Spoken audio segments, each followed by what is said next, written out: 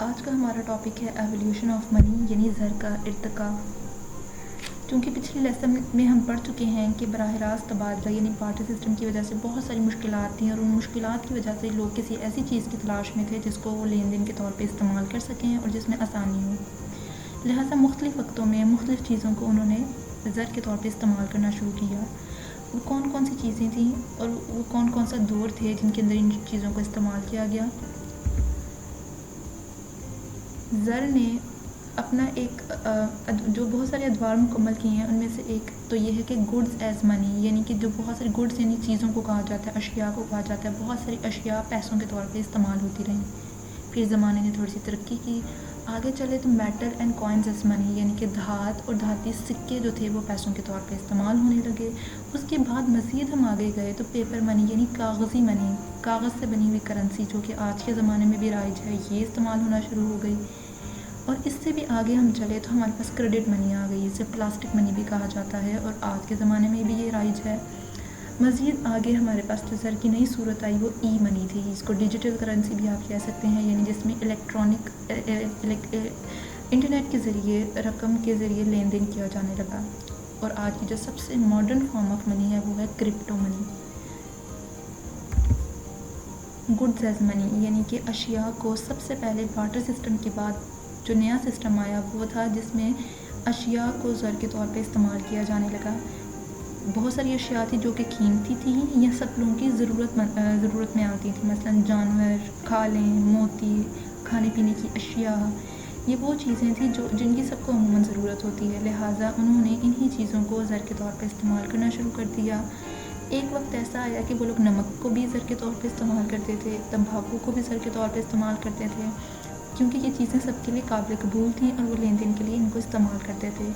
لیکن چونکہ اس نظام میں بھی بہت ساری خامیاں تھیں، لہٰذا انہوں نے کسی ایک نئے طریقے یا نئے سسٹم کی تلاش جاری رکھی جس کی وجہ سے مشکلات کو حل کیا جا سکے۔ اشیاء کو استعمال کرنے میں مسئلہ یہ تھا کہ ان کو لمبے عرصے تک ذخیرہ نہیں کیا جا سکتا، یہ گل سڑ جاتی ہیں، ان کی ٹرانسفر کرنے میں مسئلہ آتا ہے، لہٰذا جو نیا سسٹم اگلے دور میں آیا وہ تھا دھات اور دھاتی سکے۔ ابتدا میں تو قیمتی دھاتیں مثلاً سونے اور چاندی کے ٹکڑوں کو انہوں نے زر کے طور پہ استعمال کرنا شروع کر دیا۔ یہ کافی مقبول بھی ہو گئے کیونکہ یہ چیزوں کے مقابلے میں پائیدار تھے، ان کو ذخیرہ کیا جا سکتا تھا، ان کو ٹکڑوں میں کاٹا جا سکتا تھا، یعنی تقسیم کیا جا سکتا تھا۔ آہستہ آہستہ یہ نظام مزید بہتر ہوتا گیا اور گورنمنٹ نے، حکومتوں نے باقاعدہ سکے بنانے کا عمل شروع کر دیا۔ اب ہر حکومت جو سکے بنایا کرتی تھی اس پر اس سکے کی مالیت اور اس کی حکومت کا نام اس پہ لکھا جانا شروع ہو گیا۔ لیکن چونکہ یہ ڈفرینٹ اشیاء کے مقابلے میں تو یہ سسٹم آسان تھا، لیکن یہ پرفیکٹ نہیں تھا۔ ابھی بھی ان کو بھی زیادہ مقدار میں اگر سکے یا سونا چاندی کے زیورات ہیں تو ان کا کھو جانے کا خطرہ تھا، یا ہو سکتا تھا اس میں ملاوٹ کر دی جائے، یعنی قیمتی دھات کے اندر کوئی دوسری کھوٹی چیز ملا دی جائے۔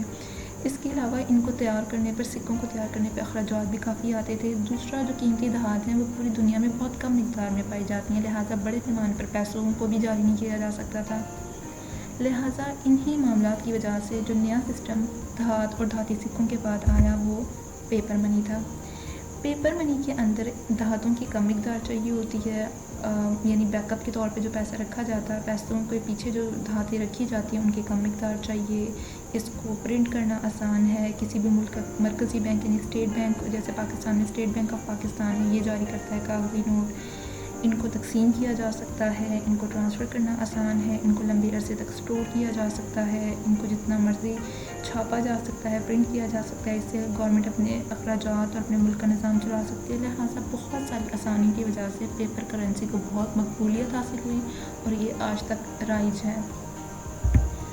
اس کے آگے ہمارے پاس آ گیا زر اعتبار یعنی کہ کریڈٹ منی، جس کو پلاسٹک منی بھی کہا جاتا ہے۔ بڑے پیمانے پر کاروباری لوگ آپس میں لین دین کے لیے promissory note, cheque, bank draft, A T M card, online banking, ان تمام ذرائع کو انہوں نے استعمال کرنا شروع کر دیا۔ اس سے یہ آسانی ہوئی کہ پیسوں کو آپ ایک کارڈ کے ذریعے آپ ایک جگہ سے دوسری جگہ ٹرانسفر کر سکتے ہیں۔ اس سے بڑی بڑی رقوم کا آپس میں لین دین کرنا آسان ہو گیا۔ اور اس سے بھی اگر ہم آگے چلیں کریڈٹ منی کے بعد، ہمارے پاس جو most modern form of money ہے وہ ہے کرپٹو منی۔ کرپٹو منی ایک ایسی ڈیجیٹل کرنسی ہے جو کہ ڈی سینٹرلائزڈ ہے، یعنی اسے کوئی اسٹیٹ بینک آف پاکستان یعنی کسی ملک کا اسٹیٹ بینک نہیں جاری کرتا، اور اس کی سب سے جو فیمس اگزامپل ہے وہ بٹ کوائن ہے۔ بٹ کوائن اصل میں ایگزسٹ نہیں کرتے، ان کو ہم ہاتھوں میں پکڑ نہیں سکتے، بلکہ یہ بھی ایک طرح کی الیکٹرانک منی ہے۔ ہم اس کے ذریعے آن لائن ہی چیزوں کا لین دین کر سکتے ہیں۔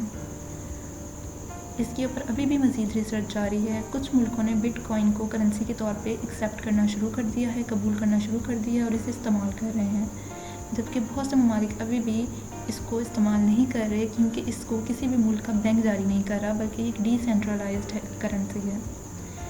ابھی بھی اس کے اوپر مزید ریسرچ جاری ہے، اور آنے والے وقتوں میں ممکن ہے کہ بہت سارے ممالک جو ہیں اس کرپٹو منی کو بطور کرنسی اڈاپٹ کر لیں۔ Thank you.